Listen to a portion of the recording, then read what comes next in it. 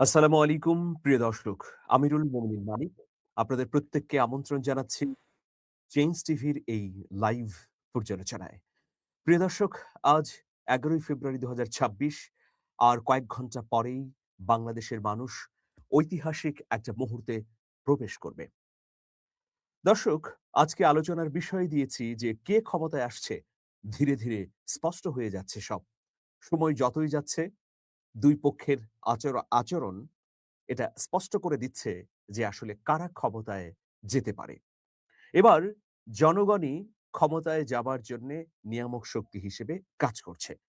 সুতরাং জনগণের এই রায়ের প্রতিফলনের বাইরে যারা অন্য কোনো অপকৌশল, ষড়যন্ত্র বা স্যাবোটেজ তৈরি করবেন, তারা অবশ্যই চিহ্নিত হবেন এবং গণপ্রতিরোধের মুখে পড়বেন। এমনটাই কিন্তু আমরা প্রত্যাশা করছি।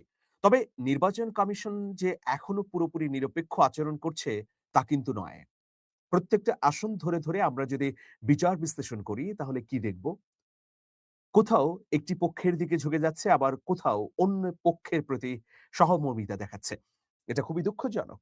নির্বাচন কমিশনকে সমতল মাঠ তৈরি করবার জন্যে যে দৃঢ়তা দেখাবার প্রয়োজন ছিল, সেই দৃঢ়তা অনেক ক্ষেত্রেই আমরা দেখতে পাচ্ছি না।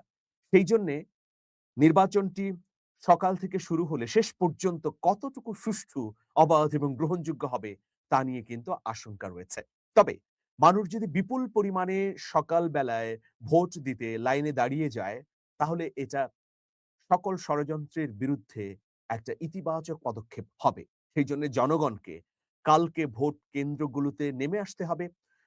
উপচে পড়া মানুষের ভিড় নিশ্চয়ই সহিংসতাকারীদের মনের মধ্যে ভয় ধরিয়ে দিবে। তো সেই ভয় আসলে ইতিবাচকভাবে সুষ্ঠু নির্বাচনের ক্ষেত্রে ভূমিকা রাখবে, এমনই আমরা প্রত্যাশা করছি। অন্যদিকে আইনশৃঙ্খলা রক্ষাকারী বাহিনী আসলে কেমনভাবে এই পরিস্থিতিকে নিয়ন্ত্রণ করবে? তারা কি ঠুঁটো জগন্নাথের মতো কেবল দাঁড়িয়ে থাকবে? নাকি যেকোনো ঘটনা ঘটলে তাৎক্ষণিক ব্যবস্থা গ্রহণ করবে?